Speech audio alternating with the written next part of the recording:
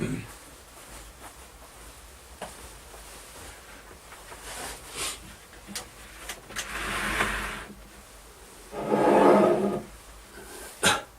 everyone. I'm going to talk training, module 4, chapter 4. The call is calling from God. A. God takes the initiative. Biblical examples. Moses, Exodus 3 and 4. Samuel, 1 Samuel 3. Peter, Matthew 4, 18-20. You know Moses was called in front of a burning bush. Samuel in the temple. Peter, as we see, as we know, in the seashore. When God uses others' voice with Samuel, He confirms it in the person's spirit by His Spirit. Romans 8:16. We must distinguish call and send. In every case, God first calls a person to Himself, then send them out to their ministry. Jesus called His disciples, trained them, and then sent them out as apostles. No arm twisting. Don't say yes until you have thought about it. Don't say no until you have prayed about it. B. God gives gift with which to do ministry. He gives gift to every Christian. 1 Corinthians 12, 4-7-11. Romans 12, 6-8 informs us that each Christian is uniquely gifted for ministry.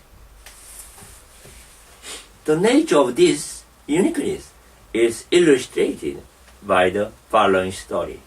So before the story, I like to see Sporting Faith 8. New Testament teachings about the spiritual gifts.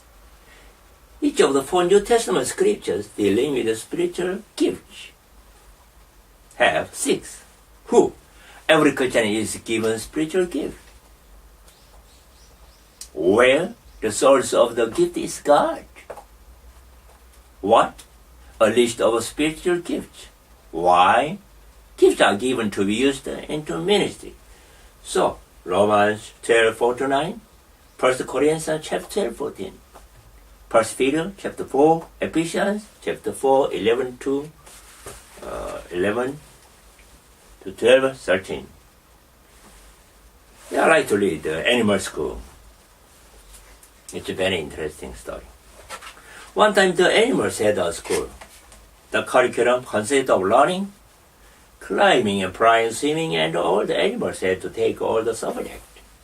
The duck excelled in swimming and he made a passing grade in flying, but he was practically hopeless in learning. Because he was having to stay at the school to spend extra hours in learning, he injured his webbed feet. This slowed his swimming to average. So talk about the animals' gift. So when they are flying, it's not easy to work for them. So kind of analogy of gifts. Number 2, our gifts are to be used. 1 Peter 4:10.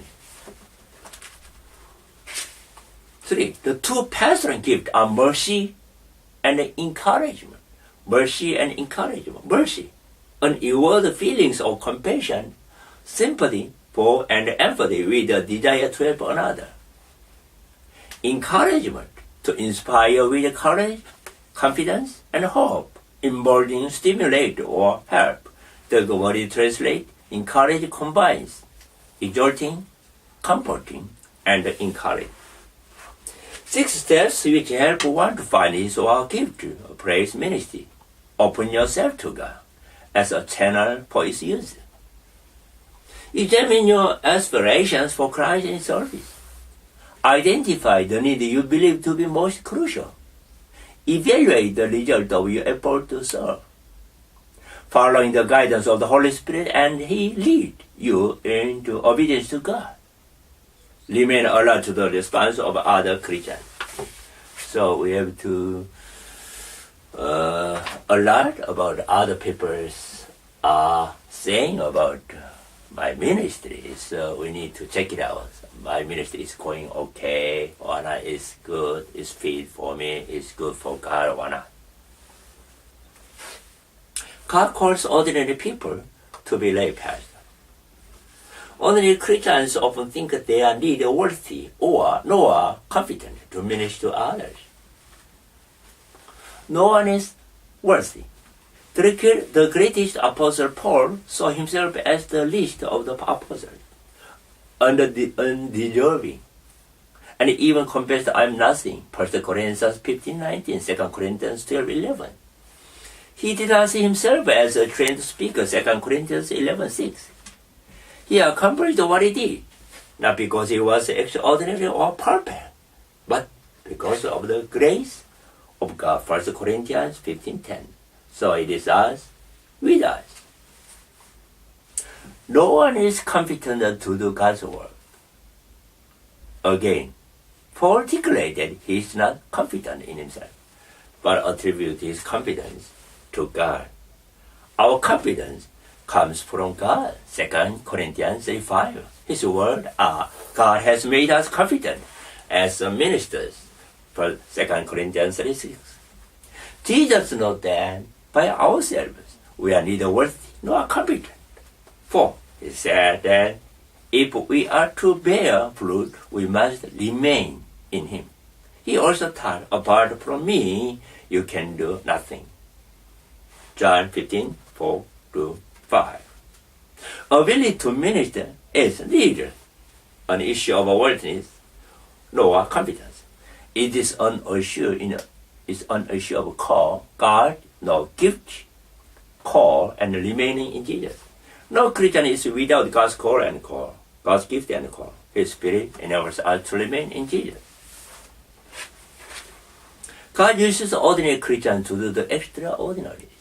Gideon was a mighty man of the Blair, not because of his outstanding ability, but because of his obedience to God. Amos was an ordinary shepherd when God called him to be a prophet. His effectiveness was not in great insight or oratory, but in his call from God.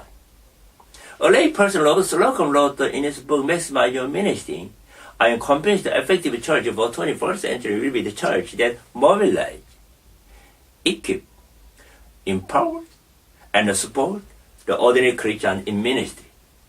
Ability to be a lay pastor is not an issue of being an extraordinary person, but an issue of discerning the call of God and being obedient to it. There are standards of accepting ordinary people. Biblical models are required.